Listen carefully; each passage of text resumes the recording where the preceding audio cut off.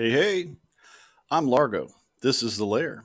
And tonight we're going to delve into the playlist of our friend Ryan LaserPants, who occasionally hangs out at the 3POA. And to help me with checking out his cool tunage tonight is our buddy Will. Hey, hanging out at the 3POA. He is the 3POA.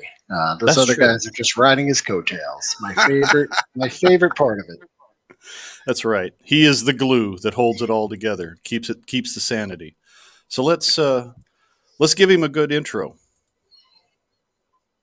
If I can find the right button. That button. That one right there.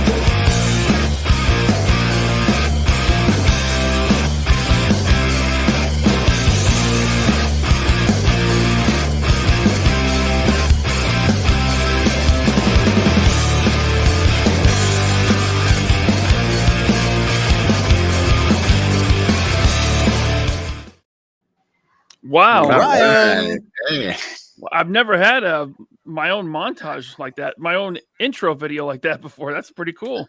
I have to That was- apologize, Ryan. There wasn't enough cowbell. You always need more cowbell. That's right. that was my first How you time doing? seeing it. Great job, Jim. Thanks. You guys doing all right tonight? Oh yeah. Yes, I am Cool. doing very well. Thank you. How are you? Hey, just want to let you know, LaserPants says, "Hey, everyone," and Indeed. so does Ted. We've got Bjorn, G-Force Racing 20. How you Nice. doing, buddy? And Sergeant Slaughterhouse saying it's hump day in Australia already, so he's keen to hear some musical musings while he's at the office. All right. Very cool. Well, we'll do our best. While we're working on looking at Got a sexy Uno here. Oh, go ahead. It's Yes. part of the sexy trio. In the description below on this video, for those who are interested, the playlist is listed, so you can link to any videos for any of the music and check it out for yourself. Since we can't officially play it here, that's just it's the way it is. So that's our workaround. But nice to see everybody in the chat. Let's dive into this because I am Cool. eager to see what's going on in Ryan's playlist. So here is his musical dossier. And starting us off, boom, a classic. Ooh, want to be starting something. Before we start, I want to ask you something, Jim. Sure. Was my list weird to you? Were you expecting something different, knowing that I'm from Seattle? Did you think it was going to be all Pearl Jam and Soundgarden? I would say that your list is very eclectic. There was Yeah. things on your list I was like, that makes sense. That makes sense. What the? Oh, okay. Well, I made my list based on like chronologically how I came into it, and so Yeah. growing up, I had my parents influence me, other family influenced me, and so that's kind of where it all came from. That makes sense. Yeah, and musical tastes change over the years. Oh, and yeah. as you get exposed to different things, or people bring new types of music into your life, that's just how we roll. Yep. Speaking of I think rolling, it's safe to say that Michael Jackson was like the first musician, like superstar that I remember hearing of and experiencing. So definitely. It's my earliest memory of music is the Thriller album. My aunt, she was really into Michael Jackson, and she made a tape, a 4-track tape copy of the album. She had the record. I think my mom might actually still have the Thriller record, but Nice. man, that thing got a workout in my tape deck. I had my own little 4-track tape deck with a speaker on it, tape recorder, and I listened to that thing for hours. As soon as one side finished, flip it over, start the other side. Definitely a superstar, and everybody knew who he was when Thriller came out. I vaguely remember the Jackson 5. There were a couple songs you kind of Sure. hear and there, but it wasn't on my radar until Thriller. And that's probably true for a lot of folks. And of course, there was the haters, at school, be like, if you're not listening to metal, man, I don't know what's wrong with you. It's like, I like Michael Jackson. I like Hall & Oates. I like a lot of stuff. But Yeah, Hall & Oates is good. Yeah. The Jackson 5 is before my time. I never Yeah. knew the Jackson 5 until I was older, and I'd see tributes to them on like music ceremonies and all that type of stuff, or award shows. All I knew was Michael. I have to thank God that there wasn't like cell phone cameras back then, because I have an older sister. She's about 6 years older than us, and she's kind of bossy. And there's 4 brothers, and we were reenacting Thriller in her living room. She would like force us to do it, like guilt us into it, and then like do choreography. It was horrible, but I'm just glad, no one ever saw that. Never. I picked this song. Want to be starting something just because I think it's the best song on the album. And I don't think it was ever a single, or maybe it was a single. There it is right there on the screen. But I love that, like that driving beat. It starts up and the bass line was really cool. It's still to this day my favorite song on the record. And the sentiment and the idea of the lyrics, I think, is very appropriate for today, especially as a YouTuber. It's like, if you're somebody who wants to spread rumors and start an argument for no good reason, why are you in my space? That doesn't happen on YouTube. That never happens. You're right. Between YouTubers, we never do that. Nah, never. It doesn't happen. But a good choice, a great cut, and it's definitely very, very cool. And it was not what I was expecting to start off your list. I was expecting some grunge or something from the Seattle area, but cool nonetheless. Well, like I said, this is my earliest memory of music. Was this whole album? Very cool. But the style, you can't beat that, man. The jacket. Oh yeah. I think I don't know about you guys, but I know I've mentioned this in the show beforehand, but there was a dude in my grade. He had the glove, and he had the zipper jacket. And wore it in public? He wore it in public at least one time. I know he wore it in his house because I was friends with him much more often. But he got pretty roasted. You guys have anyone that dared to wear the glove? I never had a sparkling glove. Okay. But I did have a glove. And I would wear one of them. Right? We all did it.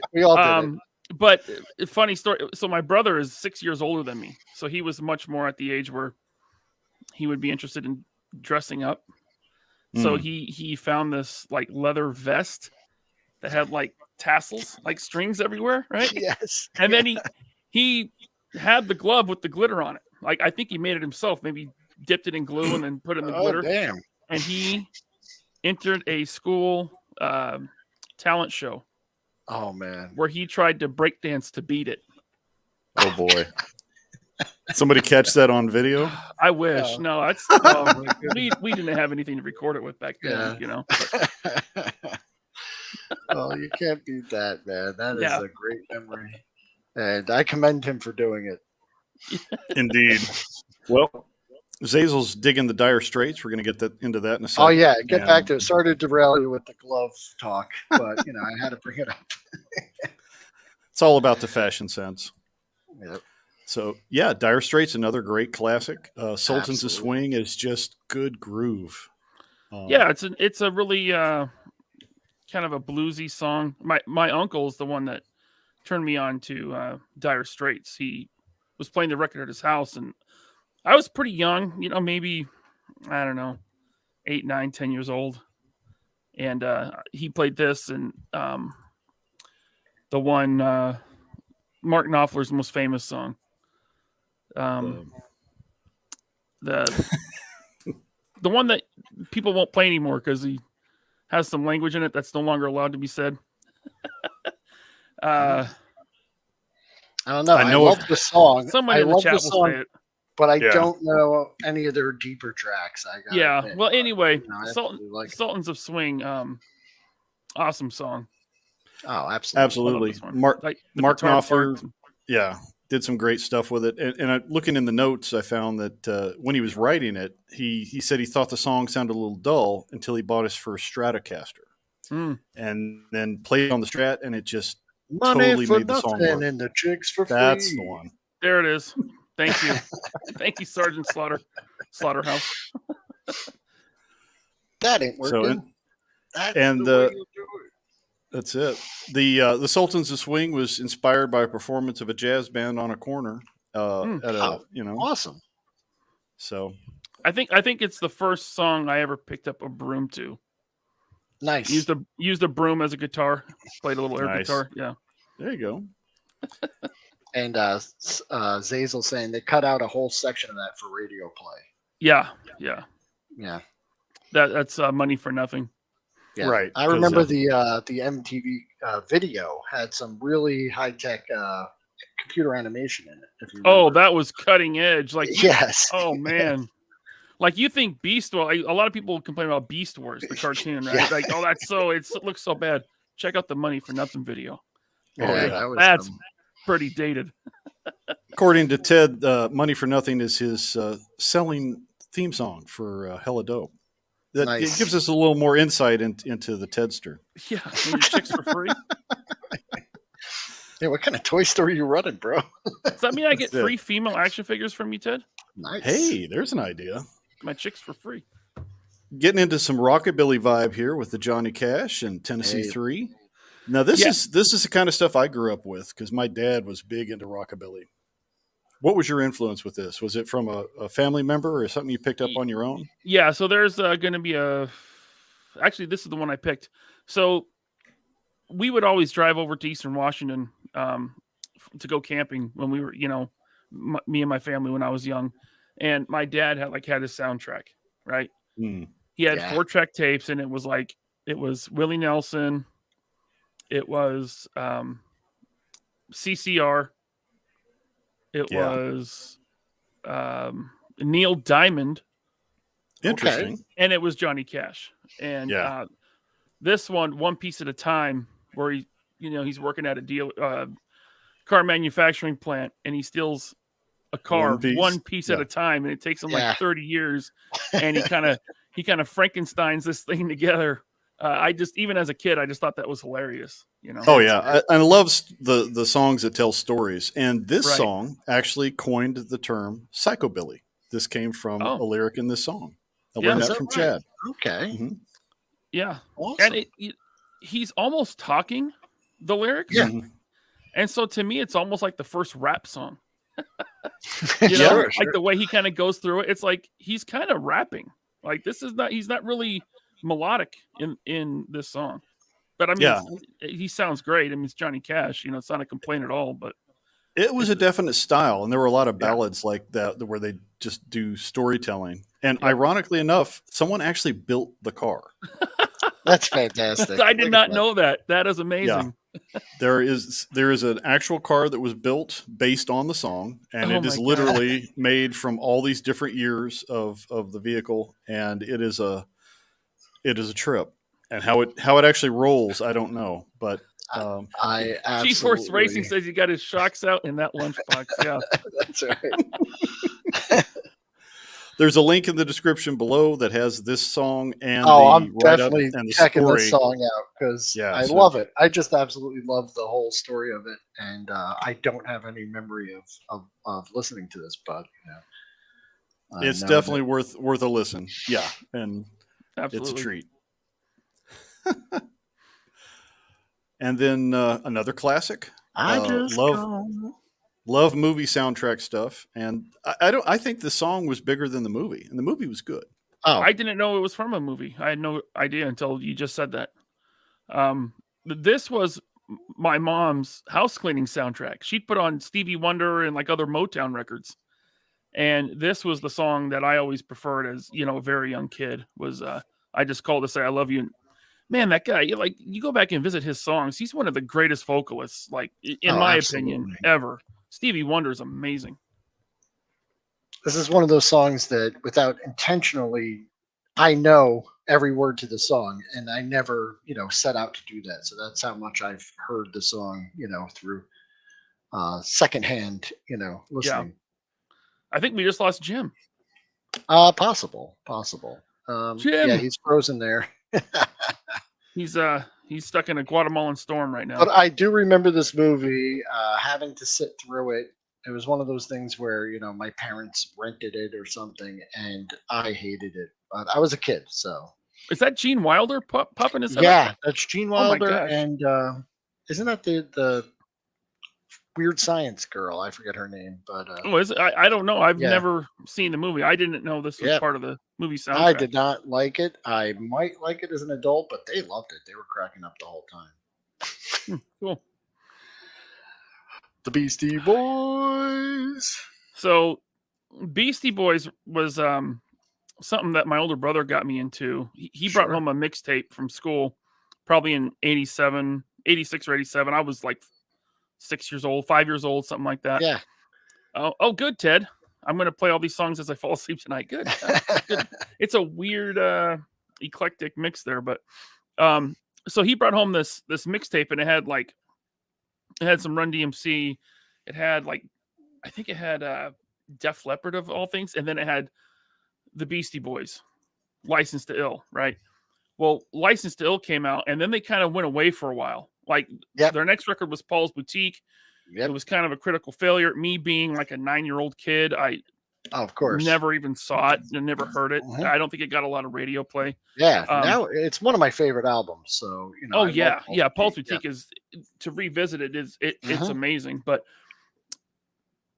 Gratitude is a song from Check Your Head, and I remember when that record came out, I went into 7-Eleven because there was a 7-Eleven not far from my house, and I would walk there and buy candy and comic books, right? Yeah. Well, on the magazine rack, it might have been Rolling Stone. It was some music magazine, but on the front were the Beastie Boys, and I'm like, oh, they're still around. I'm probably like, well, this was 92, so I was Mhm. 10, 11.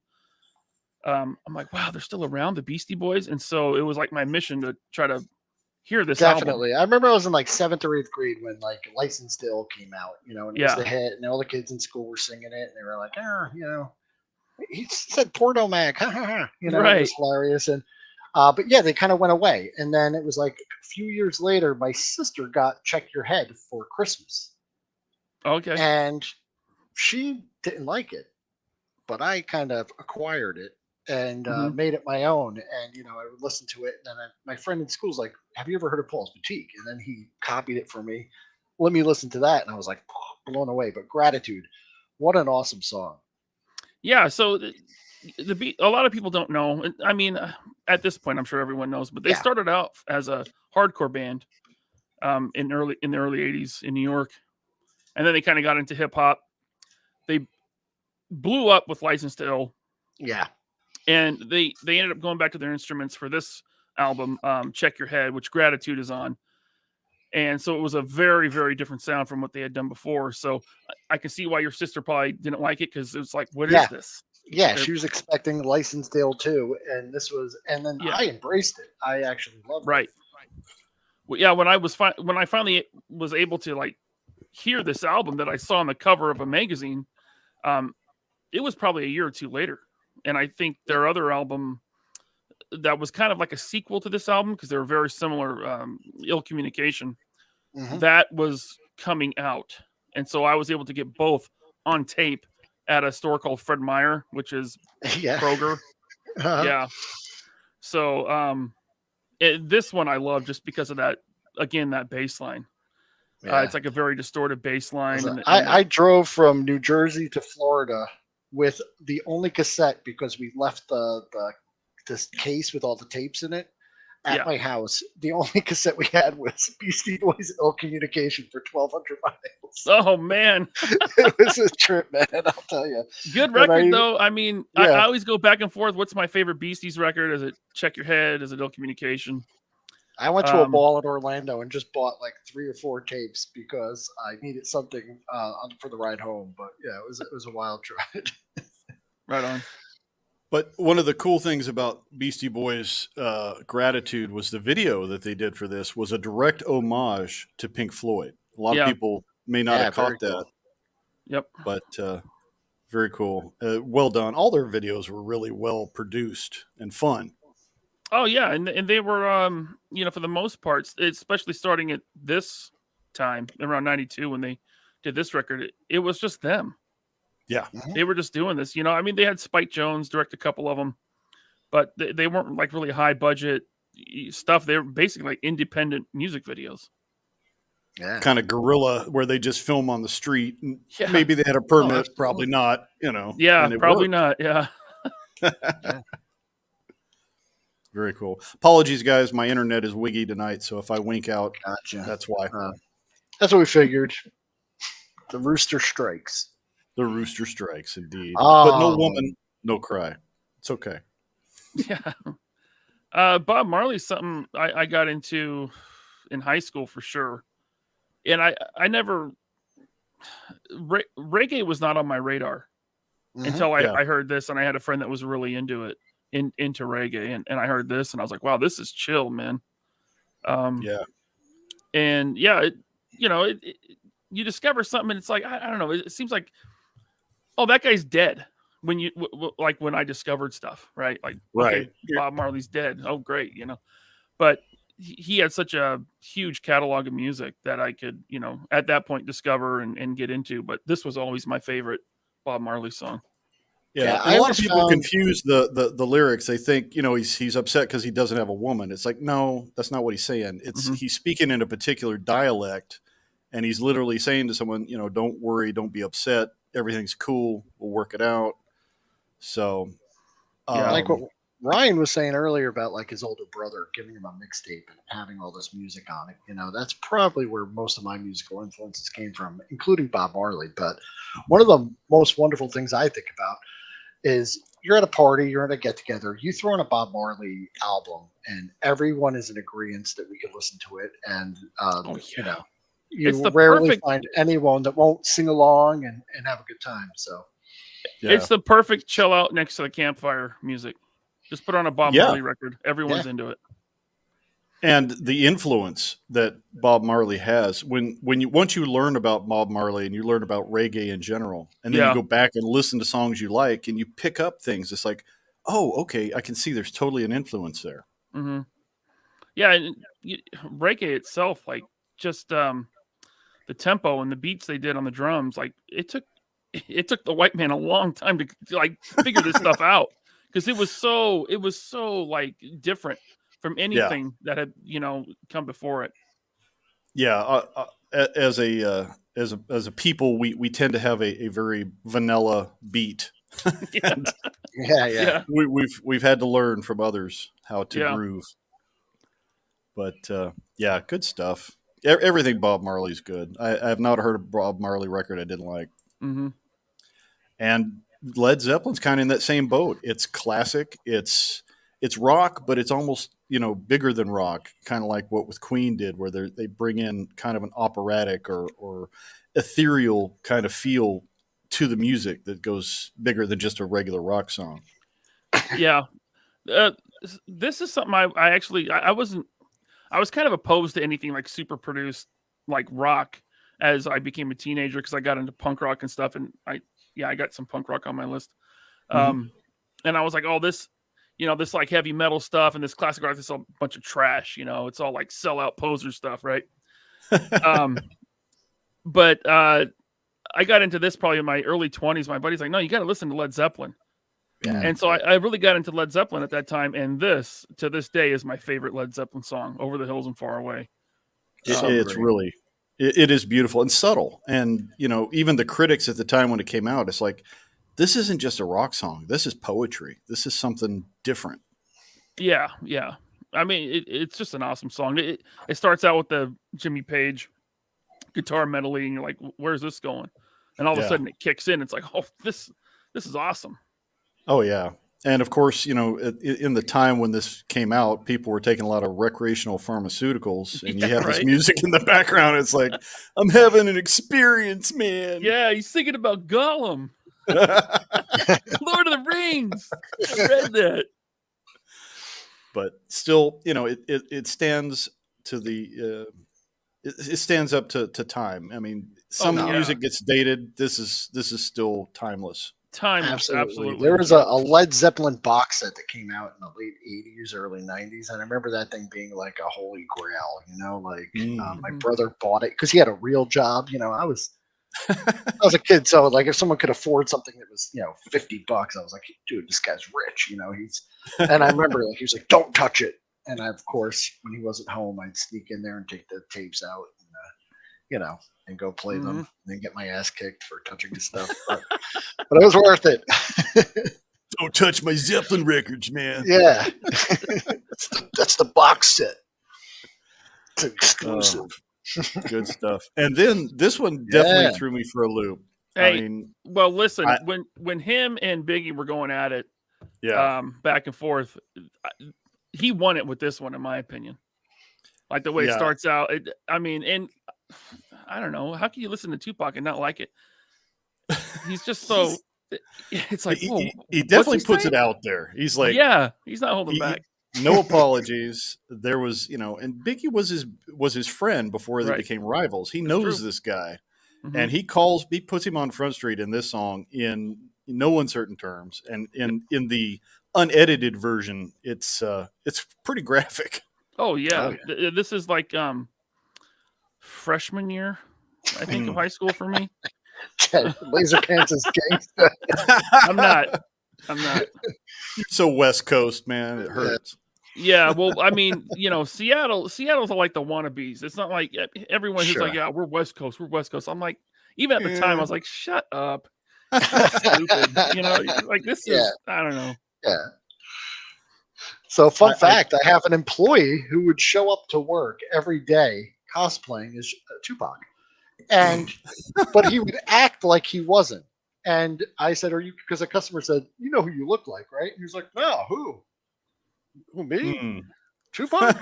And I said, dude, I said, instead of a mirror, you just have a poster of Tupac and you just go up to it.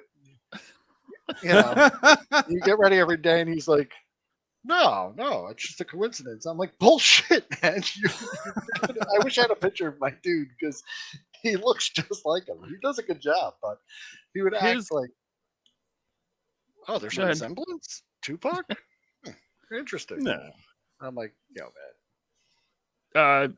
Remember Tupac had the tattoo on his abs that said Thug Life, kind of. Yeah. Like that Thug Life. I remember I got this. It was a button-up shirt, right? But in the same spot where it said Thug Life, he had it tattooed on him. On the shirt, it said White Trash. And I would rock that shirt. I thought it was great. That's awesome. That would totally be. Where'd you find that? Was that like at forget what's that store in the mall? It's probably something you buy there, but that is hilarious. I don't remember where I bought that thing. Spencer's or something, Maybe Spencer's or something like that. That's hilarious. One of the things I miss about when you used to have the mall was going to Spencer's and just seeing all the crazy stuff they'd have there. And it's like, if I buy this, my parents are going to totally freak out because I can't wear this anywhere. I think my mall still has a Spencer's. I haven't been in there for forever. I was gonna say, I haven't been to a mall in forever. It's like, do they even exist? They do. They're usually empty though. Yeah, they're usually empty and there's nothing good. Nothing good. People, older folks like to go power walk in them because it's big air conditioned area. But right. But anyway, back to this song. That whole West Coast East Coast thing between him and Biggie was huge at the time, right? Like all the kids in school were talking about it, and it was on MTV. And this actually would open a door for me to go back and find stuff like NWA. And so I got into NWA and Eazy-E and stuff like that. Which was a huge departure from the hip hop I was listening to, which was like Beastie Boys and Run DMC and that old stuff from the 80s. Oh yeah, which was definitely so totally different vibe. Yeah. At the time in '96, it's like, oh man, this is from '87. That's like a lifetime ago. Like this is old, And now it's like what, 8 years? It's like 8 years is like feels like yesterday now. Yeah. Holy shit. That's so true. Yeah. Very different vibe. Now this one I can dig. Oh, nice. Yeah. Yeah. And again, like we're saying, a lot of influences here in all the music on this album. There's a little bit of ska. There's a little bit of reggae. There's a little bit of dub. It's like they just kind of did a little of everything. Yeah, he's got Beastie Boys drops in there, and I was like, oh, this is cool. So this Sublime was, for me, my entry into playing music. When I first picked up the drums, and I'd go, and I won't call it a band. I mean, it was a band. It was just us hanging out in the garage and, playing horribly probably, but we would always do Sublime covers. And so 40 Ounces to Freedom, it's my favorite Sublime song, but we would usually play like Santeria or Bad Fish. But Sublime and the way they mix stuff, we lost Jim again. Even though there was kind of like a crossover between genres at that point, Sublime was so raw, and I mean, you could tell he recorded all this stuff in his garage. Bradley Noel, absolutely loved it. I think the worst part, it's not the worst part, but like when something gets so big that it kind of gets ruined. I don't know. I would say like, yeah, I get that. It was like maybe someone you despised. I didn't really hate anyone, but there's just some people that were douchey. And they come walking into a party singing this, and you're like, Well, when something's so small, like Sublime was at the beginning. Yeah, it's like you feel like it's yours, like you own it, right? And then all of a sudden it gets popular, and everyone starts to like it. It's like, oh, I like these guys first, Sometimes someone's playing a song you like, and you're thrilled. You're like, you like this? Holy shit, that's great! But then like sometimes you're like, oh shit, this guy likes it. Damn. But this was one of those bands where like, it was like everyone just, it was everywhere for me at that time. Like everyone was putting this on all the time. So I feel like probably not because of them, but because of the social atmosphere, I was kind of like, nah, get away from me. But I actually love it. Yeah. What appealed to me, because I was really into punk rock at the time, and these guys were totally punk rock. It was just the raw nature of it. It wasn't overly produced. It just felt like you were in the room with them, and they were just hanging out and jamming, And the whole album actually just flows, man. You can listen to the whole thing. It's one of those great albums where you can just pop it in, and there's no skips. There's nothing. You just go right through it. Yep. I mean, like, their self-titled record is probably their most popular. I think that's the one a lot of people gravitate towards. But in my opinion, 40 Ounces to Freedom, hands down, their best record, start to finish. Every song is a home run.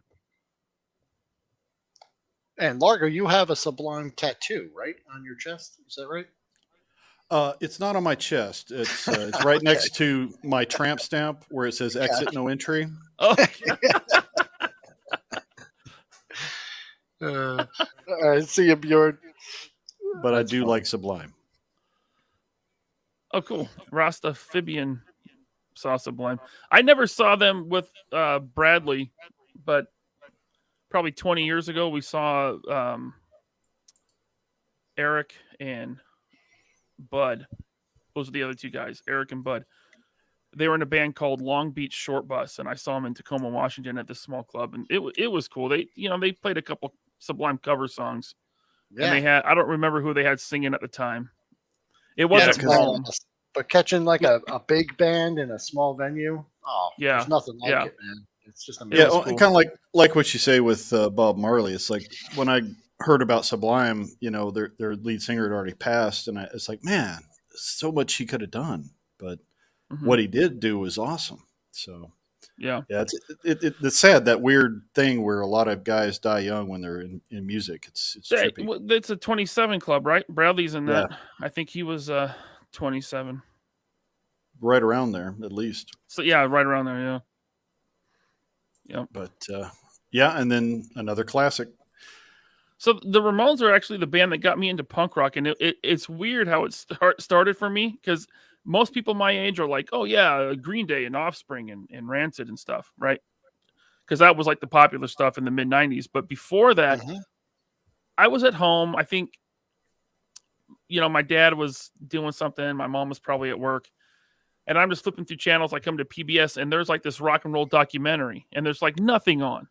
So I just start watching this rock and roll documentary. I'm probably 12 years old. And they get to the 1970s, and they start talking about the Ramones, and they play some of the songs.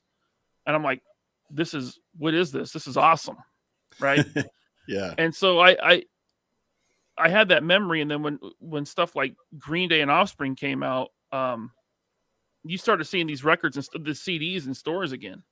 Yeah. And so I was able to get their Self-Titled and Rocket to Russia, and I got really into them. When the West Coast California punk thing became really popular, a lot of classic punk, like you say, it started getting a revival. Oh yeah, big time. I mean, these Ramones came back and they played Lollapalooza. They did the soundtrack for Stephen King's Pet Sematary. Yeah, and I remember buying the soundtrack just to get that song off of it, and going back. And then also they have the movie Pinhead, right, where it's based on that movie Freaks. Have you ever seen that? It was like a 1930s movie. I saw Freaks. That was with the guy from Bill and Ted. No, he wasn't in Freaks. There's like a 1930s movie that they made. It's black and white. It features like circus performers that are actually circus performers playing the part. Oh, that's not what I thought you were talking about. And yeah, they have pinheads in it. And there's, I don't know, Google Gobble, we accept you, one of us. That's from the movie when they initiate someone into their freak gang. But yeah, it just got me into the Ramones even more. I just loved them even more after seeing the movie. And a fun fact, if you don't know who Sheena is, the Sheena in the song is Sheena, Queen of the Jungle from the comic books. Because when they were writing the song, their idea was, hey, she would totally be a punk rocker because, if you brought a jungle girl into civilization, of course she'd be into punk. Ted saying, Ryan, you're thinking. Yes, freaked. Thank you, Ted. Yeah, I don't think the Ramones, none of their lyrics were really that deep, except for... I want to sniff some glue. That was a pretty thoughtful and deep song there. But I mean, just like, all their songs sound the same, but they're all super catchy. Yeah. To me, what this is it's simplified, sped way up country music. That's like pretty much what the Ramones are. I definitely did that to mess with my friends. I took like the intro to every Ramones song with a dual tape deck. And I just, I did the intro, then the next intro, then the next intro, then the next intro. And I would put it on at parties and people were like, yeah, let's go. And then it would just go into the next intro and they're like, hey, like, when's the song going to start? Yeah. It's just the same 4 chords over and over. It's all good. Yep, pretty much. I loved it. It was great. Yeah, it's feel good stuff. And definitely good for a party. I can put on the Ramones anytime. Oh, hell yeah. And I believe, sir, we are at the list end. Is that all of it? Oh, the song's only gave me 10. quite a bit. As soon as you only gave me 10 slots. I could have easily filled 20. Oh, yeah, I know we could go all night, but we try to keep it about 45 minutes for people's sanity and my ability to keep my posterior in the chair without aches and pains. On the first one, I also threw in like 2 honorable mentions with each one of my choices. So like I went out of control like the first time. I was like, oh, and an honorable mention. So do you have any honorable mentions? Oh man, yes. I love Rancid. Okay, nice. Of the 90s punk bands that, were huge, like Rancid is my go-to. It's my favorite. I love Rancid. I love Jim, you mentioned Rockabilly a few times. Yeah. Reverend Horton Heat's one of my favorite bands. I've seen them I've probably seen them 30 times in concert. I've only seen them on, music videos and listen to their albums, but I love the style. And I was at this show in Seattle with Reverend Horton Heat. The stage is maybe 2 feet high. I'm right in front of him. I could reach out and touch Jimbo's bass, right? Who comes out on stage to sing with them? Jello Biafra.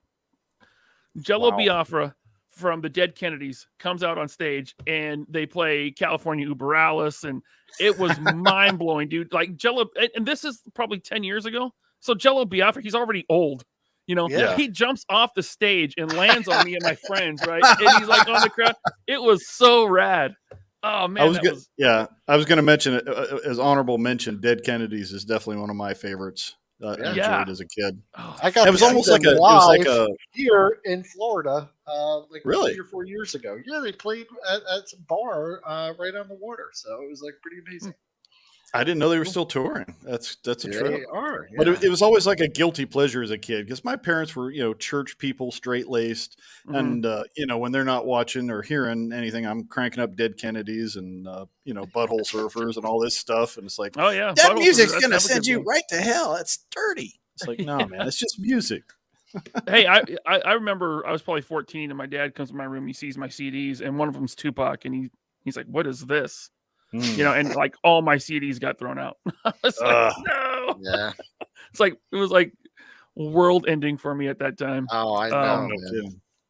Music has such a huge connection, especially when you're a teenager. It's like that's a big part of your life. That's your soundtrack, literally.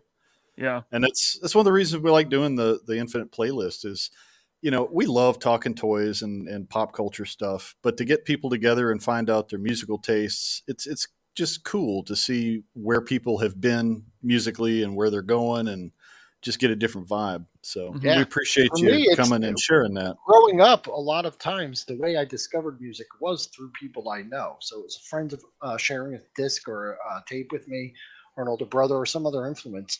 And one thing I noted was upon my adulthood, I kind of just stopped exploring music. Like I found myself just kind of replaying those same songs from my, early to, late teenage years. Me too. And having these conversations with you guys has opened up my list is like endless now. So every time we have a guest on, I'm like, okay, who's that? Who's that? Would you say it's infinite, Will? Is it It is infinite, yes. So it's great. It's great. What you want to download and check out, or maybe go find a CD if they still sell them anywhere. You want to look up Megan Thee Stallion. Okay. Amazing artist. All right. He must shred. Yeah. She. Oh, I know she has Stallion in her name, but okay. Yeah. Gotcha. Megan Thee Stallion. All right. You heard it here first, folks. She has a sauce at Arby's. I know that.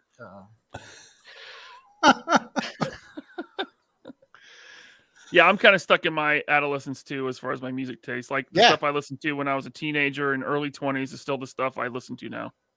That's great. I'm definitely going to go check out every song on the playlist, and that'll be what I commute to for the next, couple of days at least. Cool. I definitely have a bias for the 80s. I like music from 60s and 70s. I like music from today, but there's something about 80s music, the presentation, the culture. We just had it really good in the 80s for music. Yeah. And it's something I like some of today's artists, but it's just not as good in my opinion. Yeah. It's scientifically proven that today's modern music makes you dumber. It's very formulaic. Yeah. It's I mean, I know I probably sound like the old guy, get off my lawn, but today's music is bullshit, man. Yeah. There's very little out there that's worth, listening to. It really is. I think the last band I got into is because my kids were into it was when Gorillaz hit. I actually kind of liked them. I really like the Gorillaz. There are some independent guys out there. They may not be on the major labels, but like our buddy Chad does the 12-Step Rebels. Really good stuff. You like rockabilly? They're worth checking out. And they do have some albums out. But again, are you referring to Mad Dog Chad, the drummer? Allegedly. That is he is known by that on stage occasionally. In some circles, he's known as Mad Dog. In some circles. Okay. I'll have to check it out. Yeah. The artist formerly known as Articulated Chad is right. It's Chad. We got to do a part 2 of this because I got some stories about about music and a certain band that I played drums with on stage in front of 10,000 people. Oh hell yeah! Yeah, I'd love to hear that. We'll save that for if you guys want to do a part 2 with me. Oh, absolutely. Okay. Hell yeah. We'll schedule something. We'll make a date. Next time we hit the Infinite Playlist, we're going to be with Ted Darklaw because he's been chomping at the bit to share and explore some of his music. So I told him we'll give him a spot. But Spoiler we'll alert. definitely. It's Yep. all Milli Vanilli songs. Just saying. I was listening to Milli Vanilli the other day. It came on my You phone. know It was it's true. no, it was Blame It on the Rain. I was like, Oh, man, this Blame It on song the Rain. slaps. Now I have this I did image that. stuck in my head of Ted listening to Milli Vanilli with one of his Boglins on his hand, lip syncing. Yeah. I don't know why. Tell me it singing to ain't each true, other. Ted. All right, guys. Ted saying, "I want the story now." Next time. Next time. Yeah. Ted said he's going to get booed off stream. It's all boy On that- bands. That's yeah, right. on that note. All right. Yes, Ryan, we would love to have you back. Always love hanging with you. Oh, You're one of our definitely. favorite people. Pleasure. thank Thank you. you so much for sharing it. Hey, Yeah. that's fun. I like you guys are quick. 45 minutes So- in and out. Bam. I like it. That's good. it. Wham, bam. Thank you, ma'am. Your playlist is in the description below. Everybody, if you want to check out those links, you can hear the music that Ryan has recommended, and we can check out other stuff. We'll have some more stuff coming in the near future. I'm going to go grab a tasty beverage and lay down because my back is killing me. But I hope everybody has a great night, and we will see you all in the very near future. You can always catch Ryan on the 3POA, Loose But Complete, and wherever else he roams in the cosmos. Just those two, actually. Yeah. Okay. Anything else you want to plug? I mean, we're gonna Not really. I don't. Well, I'm going to do a show with Chronically Online on Sunday at 5. Cool. Awesome. And of See course, you there. Joe Fest coming up. People will Joe see you Fest there. coming up June 9th. Nice. Not just Yeah. right around the corner. All Yeah. right. It's coming quick. All right, kids. Have a great night. I will see all of you in the very near future. Great. Thanks, everyone. Good night. Later.